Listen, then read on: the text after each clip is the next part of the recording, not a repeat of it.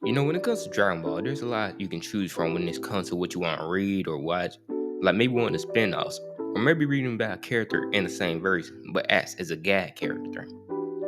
But the manga I'm going to be talking about is a little bit different per se, because it's Dragon Ball Isekai. Or to be more accurate, someone got reincarnated into the world of Dragon Ball as Yamcha. Now, this manga was released back in 2016 and spanned only across a few chapters, being like 4 or 5. By the way, if you're wondering, Toriyama did not have anything to do with this, or at least as far as to my knowledge. It was done by someone called Dragwa Lee. I think that's how you pronounce his name, I have no idea. I'm pretty sure I put it on the screen though.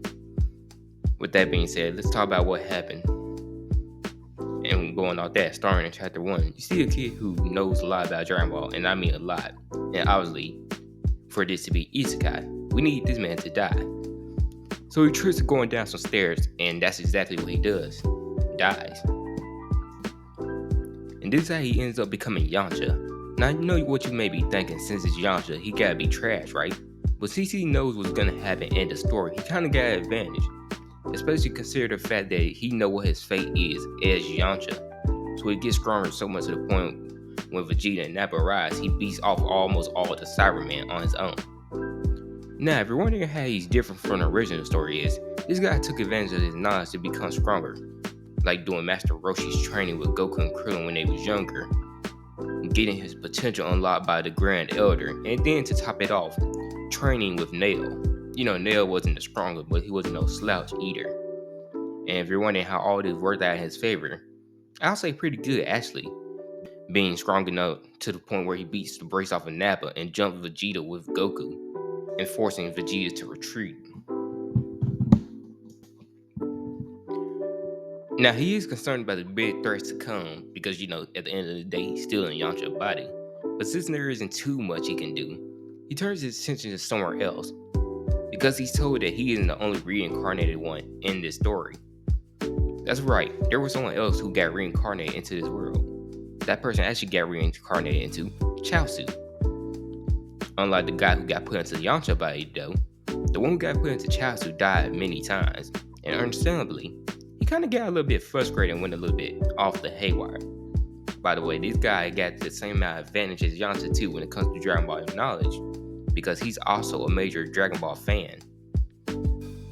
They have a little bit of disagreement, typical people do, and they start a fight. In my opinion, this fight was actually pretty good, for all things considered by the person who did this. Even Yamcha breaking out the Mafuba to try to kill him because he don't want to kill Chaozu, or the guy who went inside of Chaozu. Yeah, it's get a little bit confusing sometimes. And by the way, yes, Yamcha is stronger, despite the other guy reincarnating multiple times. Luckily though, he didn't have to steal him, or kill him for that matter, because Yamcha remembered that in the old world, when Chaozu gave him a name, or the guy reincarnated inside Chaozu, he remembered that he heard it somewhere before, and that they came from the same old world. So they started talking again, and they was actually able to come to an understanding. Why, you may ask? Because their love for Dragon Ball, like real men. A little funny part though they showed after this, is that the reason these two got reincarnated in the first place was because Beerus and Chopper. They was playing a game to see who could win if they both reincarnated two souls, and who would be the strongest soul they reincarnated.